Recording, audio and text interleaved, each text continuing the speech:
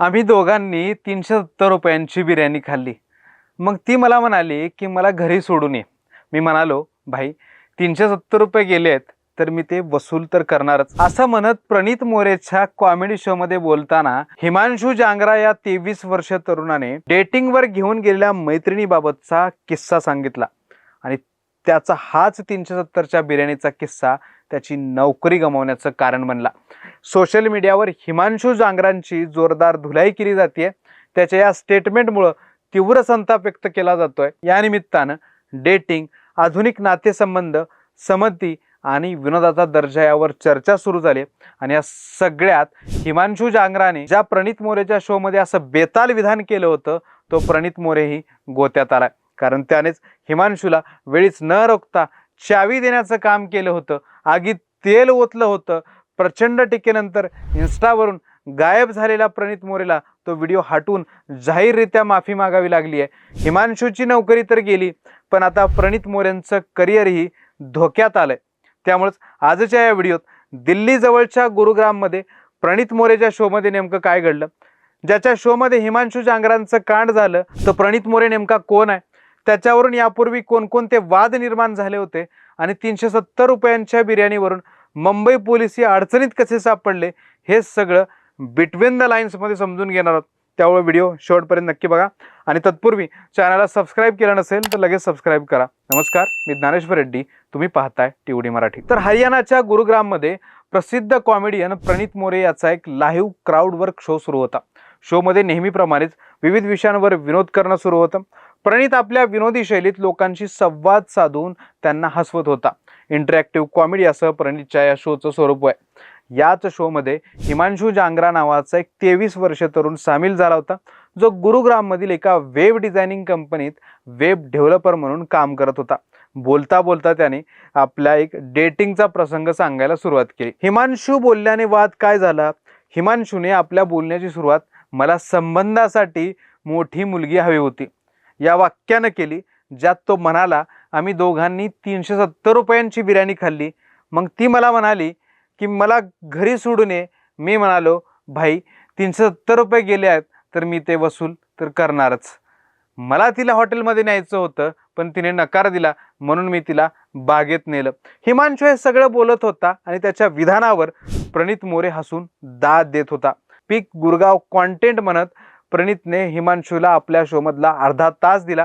त्याने केलेलं तर वर्तन ऐकताना प्रणित त्याला लेले लेले म्हणत प्रोत्साहन देत होता। इतकंच काय तर प्रणितने हिमांशूला 5000 रुपयांचं बक्षीस दिलं आणि त्याचं कौतुक केलं। तसंच तो व्हिडिओ स्वतःच्या सोशल मीडिया अकाउंटवर मॉनिटायझेशनसाठी अपलोड केला।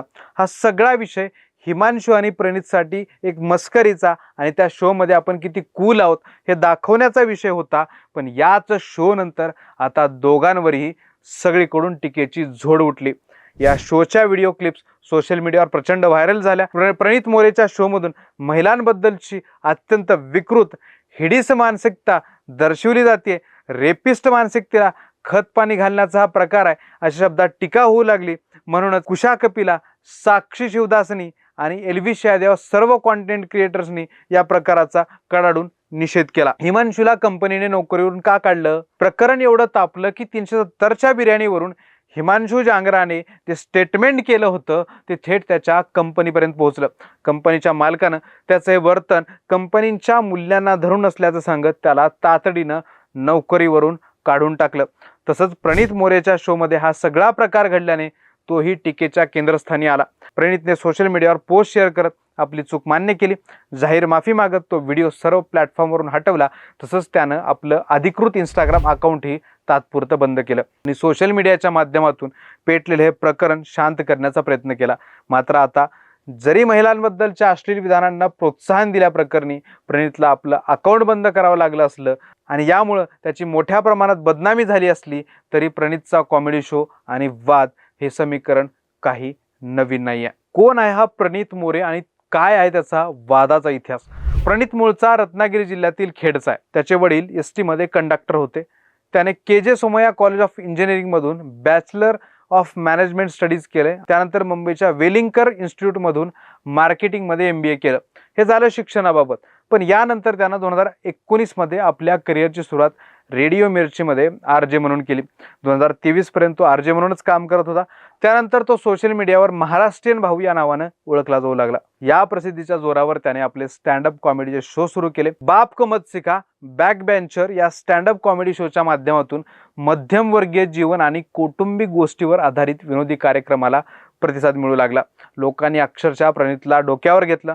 त्यानंतर 2025 मध्ये तो कलर्स टीव्हीवरील बिग बॉस 19 या हिंदी रियालिटी शोमध्ये स्पर्धक म्हणूनही सहभागी झाला आणि या शोमध्ये तो टॉप 5 फायनल लिस्टपर्यंत पोहोचला. यामुळे त्याची लोकप्रियता देशपातळीवर वाढली. तेव्हापासूनच त्याची वादग्रस्त विधानेही चर्चेत येऊ लागली. एका कॉमेडी शो दरम्यान एका मुलीच्या हातातील अंगठीला बघून प्रणितने तिला ती अंगठी सलमान खानच्या ब्रेसलेट सारखी वाटते अशी शेरेबाजी केली होती. त्यावर त्या मुलीने आपण सलमानकडूनच आणली आहे असं उत्तर दिलं. तेव्हा प्रणित तिला तू फार्म हाऊसवर गेली होतीस का असा प्रश्न विचारला होता.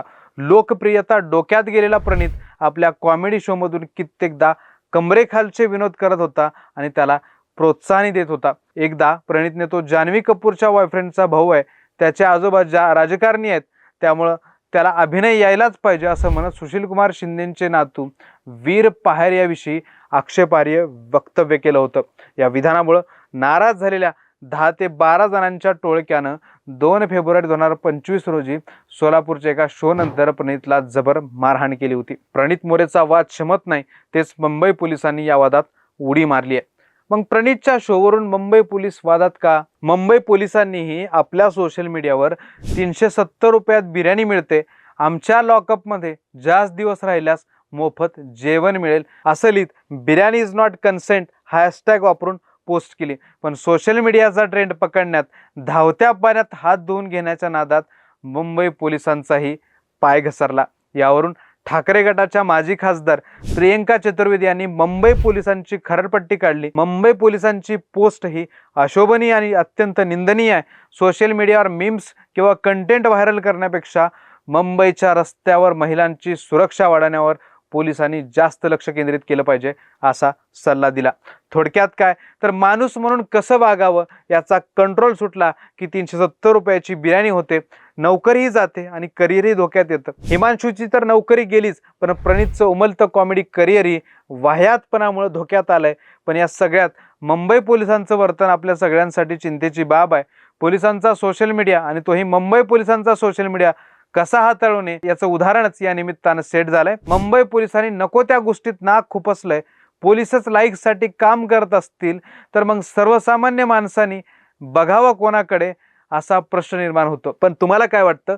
370च्या बिर्याणीच्या वादात प्रणित मोरेलाही जबाबदार धरणं योग्य आहे का? मुंबई पोलिसांनी संवेदनशील विषयात लाईकच्या नादात नाक खुपसायला हवं का? कमेंट करून तुमची मतं सांगा. हे विश्लेषण तुम्हाला आवडलं असेल तर व्हिडिओला लाईक करा, व्हिडिओ मित्रमंडळींना शेअर करा आणि अशाच विश्लेषणासाठी TOD मराठी चॅनलला यूट्यूबवर सबस्क्राईब करायला विसरू नका.